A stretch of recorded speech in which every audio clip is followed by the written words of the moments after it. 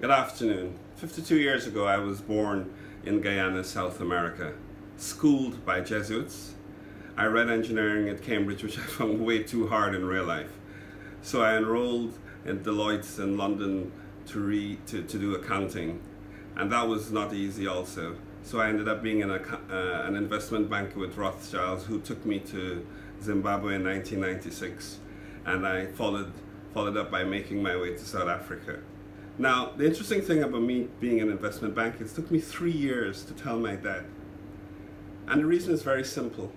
My dad remains an ascetic Pan-African Marxist who was a government minister, education, a diplomat in the old Soviet Union, and currently a lay priest in the Baptist church. And for my dad, anything that spelled of personal gain was not to be admired. My time in the influence my dad had and the way I saw him living his life, helping others in need, really influences the way in which I interact with my 30 plus millennial mentees across 6 countries.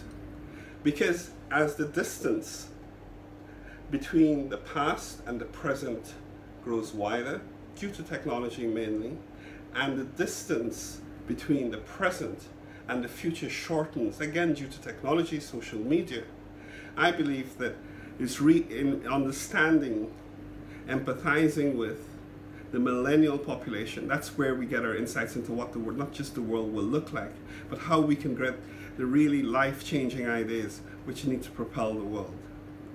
Now, paying attention to these insights, be it through social media chats, etc., rather than the fireside chats with grandfathers, has to be the way in which we start to interact with the world. So the millennials are my champions. And partly, again, because of my father's influence, but also because as I've seen how we've developed as a people, I've become a great fan and a great adherent of social entrepreneurship. Now, social enterprise creates astounding social services and public goods in a financially efficient way and an operationally rational way. Again, thinking logical, acting emotional.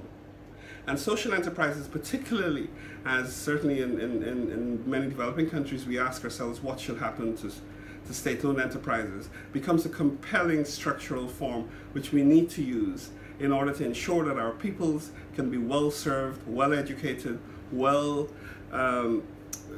their health care improves, etc., while making sure we pay attention to the fiscal needs of our countries. Part of what the challenge we face as we move into this disaggregated world is what I call the Trump trend. Be it Modi in India, Macron in France, or Malema closer to home in South Africa. What we have is the search for identity. And this search for identity is one which will continue as long as we don't address some of the more disaggregated challenges we as human beings are facing in this increasingly complex world. When I look around, and I spent 16 days in hospital, I noticed the amount of self-pity in which we indulge. I certainly was indulging myself. This sense of entitlement to resources, entitlement to just about everything, and a deep cynicism as to where we were going. Now this triumvirate of negative values, more than nuclear weapons, more than what Trump or the North Koreans might want to do, threatens the fabric of our society today, and we need to address it. You know, the issue we talk about in terms of values really leads me to the question of what my belief systems are. I don't have a traditional religious belief system.